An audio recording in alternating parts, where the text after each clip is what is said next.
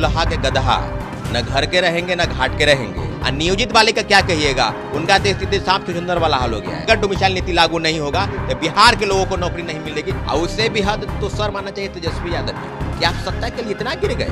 नमस्कार, मैं हूं अनुकुल तिवारी और आप लाइव सीरीज देख रहे थे। हमारे साथ बात करने के लिए छात्र नेता सौरभ मौजूद हैं। सीटेट अपियरिंग का मुद्दा, टीआरई 2.0 में क्या होगा, नियोजित शिक्षक फिर से भरने लगे हैं फॉर्म, क्योंकि अब फिर से होगा शिक्षक अभ्यर्थी वर्सेस नियोजित शिक्षक। और एक तरफ नीतीश कुमार कहते हैं कि नियोजित शिक्षक को एक परीक्षा देना होगा जिससे वो राजकर्मी का दर्जा पाएंगे। क्या मौका मिलेगा सीटेट अपियरिंग को? सबसे बड़ा सवाल यही है। देखिए, सबसे पहले आपको आपके चैनल को बहुत बहुत धन्यवाद कि जिस बखूबी से आपने शिक्षक बहाली के मुद्दे को उठाया है और लगातार उठा रहे हैं, इसके लिए आपको हम एक बार तहे दिल से शुक्रिया अदा करते हैं। और रही बात कि आपने कहा ना कि क्या होगा, तो बिहार के छात्र हो गए हैं जुल्हा के गधा, न घर के रहेंगे न घाट के रहेंगे। और जिस प्रकार से बहाली प्रक्रिया जो है ना, आप राजधानी एक्सप्रेस की तरह चला रहे हैं, बुलेट ट्रेन की तरह चला रहे हैं अतुल प्रसाद जी, पहली बहाली की बात आप क्यों नहीं कर रहे हैं? आप पहली बहाली में जो धांधली हुई उस पर बात क्यों नहीं कर रहे हैं? लोग कितने ज्वाइन किए उसका डाटा क्यों छुपा रहे हैं? 1,20,336 वो डाटा जो है आप ही बता रहे हैं। कई जिलों से खबरें आई है कि गलत तरीके से फर्जी प्रमाण पत्र के आधार पर लोग नियुक्ति पत्र पा लिए हैं, उनके खिलाफ कार्रवाई की जा रही है। तो एक हफ्ते का अल्टीमेटम दिया। हाँ, और लगातार हमारे साथी 4 दिन तक धरने पर बैठे और 3 साथी भूख हड़ताल पर थे। और इतना दबाव था लोगों का, इतना दबाव था प्रशासन का कि आप भूख हड़ताल तोड़िए, आप धरना तोड़िए। अरे धरना क्यों, कानूनी रूप से हम बैठे हैं, जब तक मन करेगा तब तक बैठेंगे। लेकिन इतना जरूर है कि 7 दिन का अल्टीमेटम दिए थे माननीय मुख्यमंत्री जी को, तेजस्वी यादव जी को, कि शिक्षक बहाली पर 1 to 1 आइए और टीआरई 2 की बात हम कब करेंगे। आज सीटेट का मुद्दा क्यों नहीं है? सीटेट अपियरिंग वाले को क्यों नहीं मौका मिला? टीआरई 1 में आपने मौका दिया था। और बीटेट जो होता है वो 2 बार हुआ, 11 में हुआ और 17 में हुआ। तो जो अपियरिंग साल हो गए बीटेट, हाँ 17 में हुआ, तो कितने साल हो गए? लगभग 6 साल हो गए।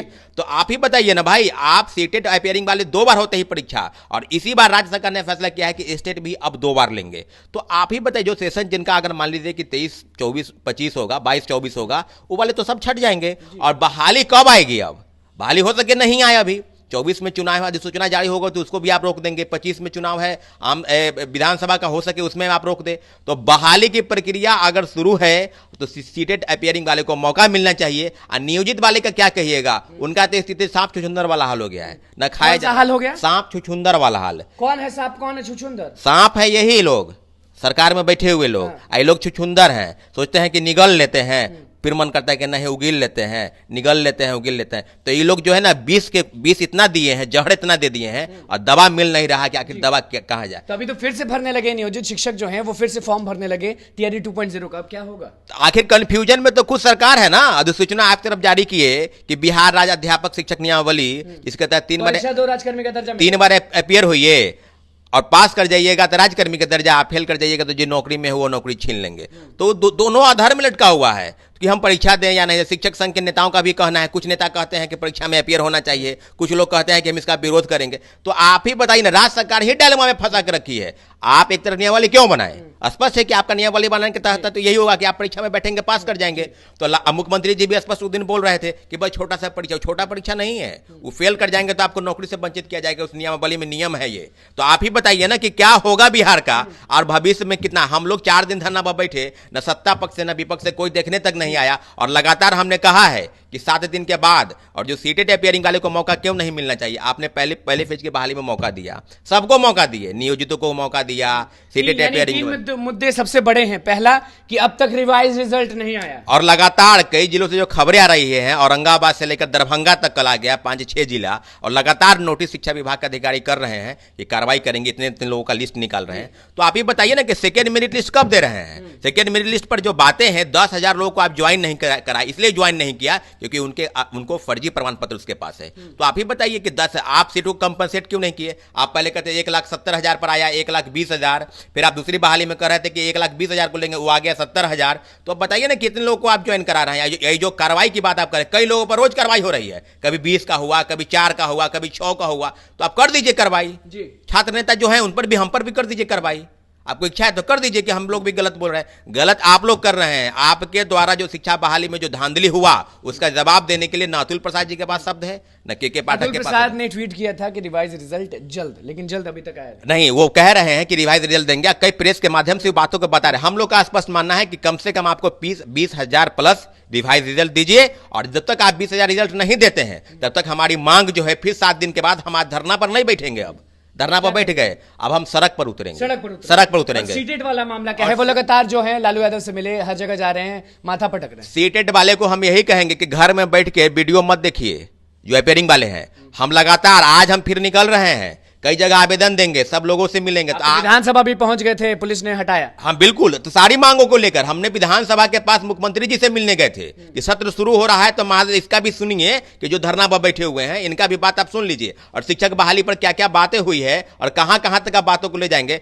निश्चित रूप से बिहार के छात्रों के साथ धोखा हुआ है। डोमिसाइल नीति को पुनः लागू कीजिए आप, क्योंकि अगर डोमिसाइल नीति लागू नहीं होगा तो बिहार के लोगों को नौकरी नहीं मिलेगी, ये स्पष्ट। ये नियोजित शिक्षक कौन सा परीक्षा जी? नीतीश कुमार जो बोल रहे हैं वो परीक्षा, या टीआरई 2.0 में जो जंप कर गए हैं वही परीक्षा? देखिए, एक बात है कि टीआरई 2.0 में जो परीक्षा में बैठेंगे, अगर आप पास करते हैं तो राजकर्मी का दर्जा, लेकिन मुख्यमंत्री जी तो कह ही रहे कि उनके लिए अलग से नियमावली आई है, तो फिर आप ही बताइए ना भाई। नियोजित शिक्षक वाले खुद कंफ्यूजन में है कि क्या करें। हम बैठे हैं तो राजकर्मी का दर्जा पास करेंगे या वो परीक्षा देंगे डिपार्टमेंटल। तो 4 लाख नियोजित शिक्षक हैं लगभग, तो उनके भविष्य के साथ खुद राज्य सरकार खिलवाड़ कर रही है। कई लाठी हम लोग खा रहे हैं छठे चरण से। हमारे शिक्षक अभ्यर्थी लाठी खा रहे हैं ना कि 7वां चरण की नियुक्ति कब होगी, और लाठी खाए हम और नौकरी ले बाहरी। 14 राज्य के लोग बिहार में शिक्षक बन गए, और हम लोग को बिहारी होने का अपमान के जाइए, मजदूरी ठेला ठेलिए। पर बड़ा गर्म लग रहे हैं नीतीश कुमार, तेजस्वी यादव तो साथ दे रहे हैं। हाँ। अनुकूल जी, मुख्यमंत्री जी पर आप मत कुछ बोलिए। नीतीश कुमार है लगातार रात, हम जाने दीजिए, अब मुख्यमंत्री जी पर मत कुछ बोलिए। कारण ये है कि रात भर हमको फोन आया कि क्या क्या हो रहा है बिहार पर, तक कई राज्यों के लोग हमारे साथी जो है वो फोन कर रहे हैं। अगर बात करना है नीतीश कुमार जी पर तो कहिए कि हमको नहीं करना है। बाप तो शिक्षकों को बोले हैं मन से, कल सदन वाले बात पे आप हद हो गया। कल हद हो गया। मुख्यमंत्री जी, और मुख्यमंत्री जी का काफी सम्मान है। इस राज्य के 17 वर्षों से वो मुख्यमंत्री हैं, अभी भी वही मुख्यमंत्री हैं। कभी वो बोलते हैं कि मुख्य सचिव को कि अमीर सुबहानी मुख्यमंत्री, कभी अशोक चौधरी के पास जाते हैं तो उनके पिताजी पर मालार्पण करने के बजाय उन्हीं को माला चढ़ा देते हैं। तो ये बात कल तो हद हो गया। एजुकेशन पर जो दे रहे थे बयान, उदाहरण तो नहीं देना चाहिए नीतीश कुमार को, सेक्स एजुकेशन पे बात नहीं छेड़ना चाहिए, इस तरह से दीजिएगा बयान। बिहार सबसे गरीबी में सबसे पीछे, बेरोजगारी का दर सबसे पीछे, और जनसंख्या नीति पर आप जो बयान दे रहे थे कि बाप रे बाप, नहीं बोल सकते हैं भाई, नहीं बोल सकते। हम जैसा साधारण व्यक्ति जो तुच्छ आदमी है, जो किसी राज्य का जहां पर 14, 11, 12, 13 करोड़ जनसंख्या है, उस राज्य में मेरे जैसा व्यक्ति जो सेक्स पर बोले, मुझे शर्म आती है। मुझे शर्म आती है। हमारे कई रिश्तेदार हमको फोन किए कि आप ही, कई दूसरे राज्यों में, कई झारखंड से हैं, कई उत्तर प्रदेश से, वो फोन कर रहे हैं। शिक्षक अभ्यर्थी कह रहे हैं कि बात होना चाहिए शिक्षकों का, बात होना चाहिए कुछ। तो नीतीश कुमार जनसंख्या के बारे में बोल रहे हैं, बोलें, लेकिन इस प्रकार बोल दिए, मतलब कि देखिए, हम तो कहेंगे कि शिक्षक अभ्यर्थी पर आप नहीं बोले, आपने कुछ नहीं कहा, और उससे भी हद तो शर्म आना चाहिए तेजस्वी यादव जी को कि आप सत्ता के लिए इतना गिर गए। आप मुख्यमंत्री जी की बातों का डिफेंड करेंगे कि मुख्यमंत्री जी ने बयान दिया है फ्लोर पर, सदन के पटल पर जो दिया है, ये बिहार नहीं, बिहार को शर्मसार करने वाला बयान है। आपके चैनल के माध्यम से हम स्पष्ट करना चाहते हैं कि हम ठीक है, हम छात्र, एकदम गलत है। इस तरह का बयान इतना शर्मनाक है कि हो सके चैनल वाले अगर उसको दिखा भी रहे हो तो बीप कर देते हैं, और पता नहीं, हमको तो बोलने में शर्म आ रहा है। और मुख्यमंत्री जी कितना असहज होकर इस बातों को बोल दिए, और कह भी रहे हैं प्रेस वालों को कि थोड़ा ठीक से समझिए उसको। क्या बात है भाई, इस तरह की चीजें आप कैसे बोल दिए? डिमांड कर पाएंगे आप उनके पास जाके?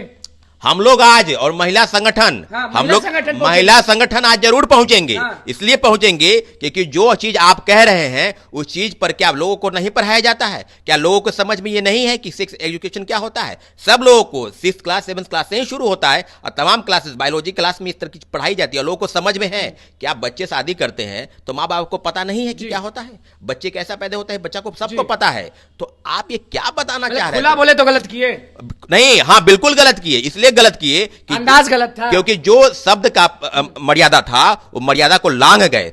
इस तरह से चीजें नहीं होती है, शब्दों के मर्यादा को आप पार करें। और क्या क्या शब्द का इस्तेमाल किया, कौन कौन सा डिक्शनरी में शब्दावली वो लेकर आए हैं, बाप रे हद हो गया। हमको तो क्या बोले, आप जो प्रश्न कर रहे हैं हमको तो जवाब नहीं देना है। अगर खुल के अगर किसी अन्य डिबेट में जवाब देना होगा तो हम तो जवाब नहीं दे पाएंगे, हम उठ के हम डिबेट छोड़ देंगे। इसलिए छोड़ देंगे क्योंकि मुख्यमंत्री जी आप बोल सकते हैं, लेकिन हमसे इस तरह का चीज बिल्कुल मत बोलवाइए। ये बताइए कि नीतीश कुमार के यहाँ आप गए थे विधानसभा के बाहर, आपको भगाया गया, लेकिन अब लग नहीं रहा है कि आप नीतीश कुमार के पास जाएंगे। देखिए हम इसलिए जाएंगे, आपको बता रहे हैं, इसलिए हम मुख्यमंत्री जी के पास अभी सचिवालय के पास जाएंगे, जो वहां पर शिक्षा विभाग है, वहां पर आवेदन देंगे, क्योंकि मेरे साथी लोग आ रहे हैं। आप शिक्षक बहाली के मुद्दे पर सरकार की जो संज्ञान ले रही है लगातार, कई सीटेट अभ्यर्थी रोज घेराव कर रहे हैं, कभी शिक्षा विभाग कभी बीपीएससी, तो क्यों नहीं सीएसबी को एक ऑर्डर दिया जाए कि जो सेकेंड मेयर बहाली आ रही है उसमें उनको अपेयरिंग का मौका दीजिए। शिक्षक अभ्यर्थी और छात्र नेता यही कह रहे हैं कि सदन में नीतीश कुमार ने शिक्षक अभ्यर्थियों के बारे में क्यों नहीं बोला, नियोजित शिक्षकों के बारे में क्यों नहीं बोला, वो सेक्स एजुकेशन के बारे में क्यों बोला। देखिए सही है गलत? देखिए जैसे जाति जनगणना जब हो रहा था तो उसी के समय में क्लियर हो गया था कि बिहार सरकार अब शिक्षा बहाली स्वास्थ्य बहाली से उनको मतलब नहीं है।